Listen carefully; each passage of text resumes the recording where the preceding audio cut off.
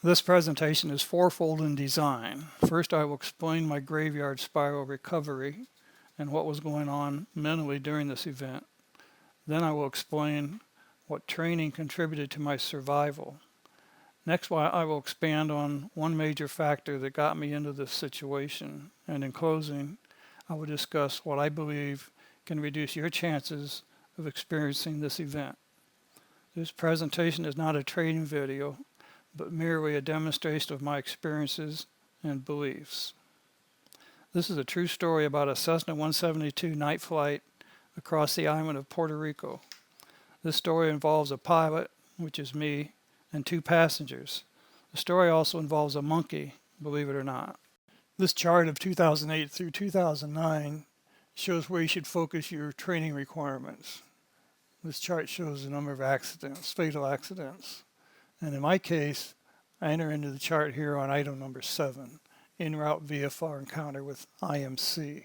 In my experience, I did not encounter a slow and gradual entry into loss of visibility. My loss of visibility was instantaneous and dramatic. Once you experience loss of visual reference, spatial disorientation starts to encroach upon your mind. And this is because of how the inner ear works. As we can see in this chart here, there's hair cells and there's vestibular nerves inside the inner ear for each plane of motion. As this inner ear fluid sloshes around, the hair cells detect this motion and transmit that motion to the vestibular nerves, and your brain senses that your head has just moved. Meanwhile, the propeller slipstream tends to push on the rudder and yaw the plane to the left. And the torque reaction of the engine against the propeller tends to push the left wingtip down. And it's a very slow, insidious motion, and your inner ear does not sense that motion. And this is what caused me to enter into a graveyard spiral without my knowledge. Next, I will explain the monkey. In military pilot stories, reference is often made about the monkey being out of the cage. This is an allegory which relates the pilot's temporary state of mind to a crazed monkey mind. This means that the pilot has suddenly become confused or severely distracted by some sudden and or unexpected event. This distraction can result in temporary loss of positive control of the aircraft. The amount of time that the monkey runs loose can impact the success of that flight. The following are some events that may let the monkey out of the cage. Extreme surprise, such as unexpected sounds and or an emergency alarms. The pilot saturated workload, such as instant severe turbulence or unexpected mechanical problem. Sensory disorientation, sudden loss of visual reference. And unexpected instrumentation failure during a critical moment, such as during a turn or during a climb. Notice that all of these distractors are sudden and unexpected. So what happens once a monkey is loose? You guessed it, the monkey goes ape and runs around like a crazy monkey. This may leave the pilot with the following condition: either a loss of situational awareness, inability to conduct logical thoughts, unable to focus and think clearly, or mind fog which prevails over reason. These mind overloads are varied in duration, which is based upon the degree of surprise and confusion. The mind is grinding gears and can't seem to get it together. If all goes well, the pilot will likely put the monkey back in the cage because of the following: something that stimulates and awakens a pilot from his or her state of confusion, or the pilot eventually snaps out of that mind fog on his or her own. Once that monkey is back in the cage, the pilot's mind now returns to normal. Now the pilot can think clearly again. The pilot will respond with positive action using acquired skills and return to being in control once again. So much for this monkey cage allegory. Let's get back to the story. It was 11 p.m. and we had just transited 65 miles from Ponce, Puerto Rico in a Cessna 172 with two passengers and their baggage. The soft moonlight presented scattered clouds here and there with 2,000-foot bases. The visibility was unlimited as we neared our destination, which was Roosevelt Roads Naval Base. I had just requested and received a 5-mile straight-in approach to runway 07. I had already transitioned to approach speed and had descended down to 1,000 feet at the reporting point of Humacao. This small town is nestled in between the ocean beach about 2 miles to my right and a 3,000-foot mountain peak called El Yonki, which was about 5 miles to my left. This cloud that was about 2,000 feet above Humacao was noticed as I approached, and it appeared to be about 3 miles in diameter, as a rough guess. I'd been in clouds like this before, so it really wasn't considered as a threat to my flight. The town lights below were sparkling like jewels and blended together as a glow in contrast to the surrounding tropical darkness. These lights bounced off the clouds above and gave the appearance of a hemispheric dome of glowing light, which was protecting the small town below. Instant severe turbulence, quickly followed by torrential rainfall crashing onto the plane. Those raindrops crashing onto the plane's thin aluminum skin echoed and reverberated to drown out all other sounds, including the engine noise. It sounded like thousands of small hammers were beating on the plane all at once, yet randomly.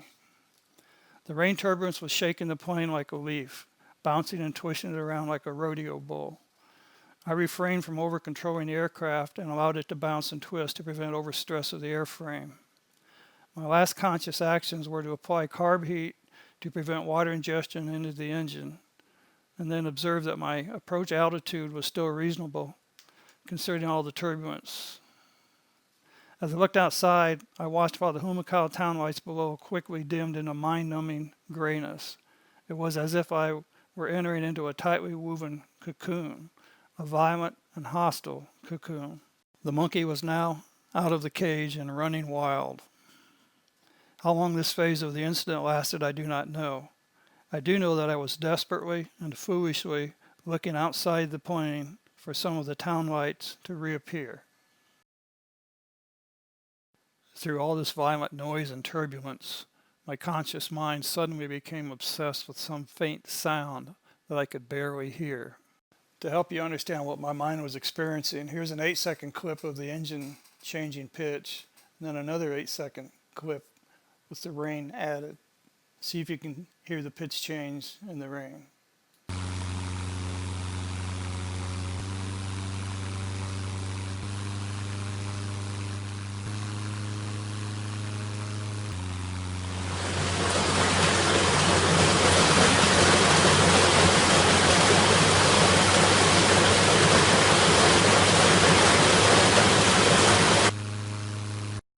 Now you can understand why it was so difficult for my conscious mind to pick up on this slight sound change, even though there's severe turbulence going on at the same time. But what is this thing? That thing was my subconscious mind detecting the faint sound of increasing engine pitch and trying to telegraph this to my dulled conscious mind. It had been beating on my conscious mind with a hammer, trying to wake it up, screaming at me, "Wake up! Snap out of it! Pay attention here!" Then out of sheer curiosity, while still in my mind fog, I slowly looked over at my engine tachometer, wondering what this curious sound could be. When I saw that tachometer headed for the red band, a sudden explosion of bells, whistles, and red lights went off in my mind. I was immediately slammed from twilight back into life-saving reality as my eyes raced frantically over to find my artificial horizon. The monkey was just slammed back into the cage. What I found on that artificial horizon was terrifying. The plane was in a 30-degree left bank with a 2-bar nose-down attitude. I was in a graveyard spiral. My whole purpose and being at this point in time was to level the wings and pull the nose up, or you will die. There was no longer turbulence, rain noise, or cocoon. That all vanished from my conscious mind when I realized that I was about to die. This is when my training skills took over. I leveled the wings and slowly pulled up the nose to establish a new rate of climb on instruments. This was fully automatic. I didn't have to think about any part of it. It just happened. In the process, I never pulled back on the power. There just wasn't time. I just instinctively leveled the wings, raised the nose, and there I was. After establishing a wings level positive rate of climb on instruments, I realized that surprise and confusion had been controlling my mind. I was still flying in that same violent rain, same severe turbulence, and the same cocoon. But somehow it was now less intimidating. I felt that I was back in control of the situation, even though I still couldn't see outside due to the incessant rain. It all suddenly stopped, like a light switch being turned off when you least expect it. Deafening silence was sudden and slightly annoying to me. I was now surrounded only by the recognizable sound of my engine and the whine of my directional gyro. This sudden relative silence was in itself startling and in sharp contrast to the previous racket. As I flew out of that rain squall, the turbulence was instantly gone and everything became calm once again. The darkness of night now surrounded the aircraft with no gray cocoon. As my night vision slowly improved, I realized that my heading was nearly the same as when the rain had started. I had completed a 360-degree turn in a graveyard spiral, which started at 1,000 feet. I will never know how close I got to the ground because I never consciously looked at my altimeter. Once I landed the plane, my nervous system hit me really hard. I never violated any obvious FAA rules during that fateful night flight. The visibility was unlimited and I was 1,000 feet below the cloud that opened up on me. I had about 18 hours of night flight and felt comfortable flying at night. What I did wrong was not to use effective risk management, which at that time, in 1975, was not a tested FAA requirement. For those that believe the new FAA testing requires too much thinking for a new pilot, I tend to disagree. Remember, the FAA considers pilots with less than 200 hours as new pilots. I was qualified at stick and rudder, but was unprepared for proper risk management. I agree that stick and rudder skills cannot be decreased, but risk management should be added. We will come back to this subject later. There were 5 things that I feel helped me to survive that event. The first item was the grace of God. That was the first thing that helped me survive this event. The second item is that I have extensive mechanical skills from working on engines most of my life. So I was familiar with detecting new engine sounds that others would not hear. This helped my subconscious to detect the faint engine change in RPM, while all the mind-numbing noise and turbulence was going on. The third thing, I have flown to St. Thomas, Virgin Islands numerous times with Cessna 172 aircraft, both fully loaded and empty. This flight is about 65 miles over water from Puerto Rico, so you lose sight of land in the middle segment of the flight. Because of this, I was familiar with loss of horizon on misty mornings. I was also familiar with extreme turbulence while landing. Let me explain that. St. Thomas is where jet airliners touch down 2 or 3 times while landing. This is because the approach is over cool ocean water until the threshold, which is on a hot asphalt runway in the tropics.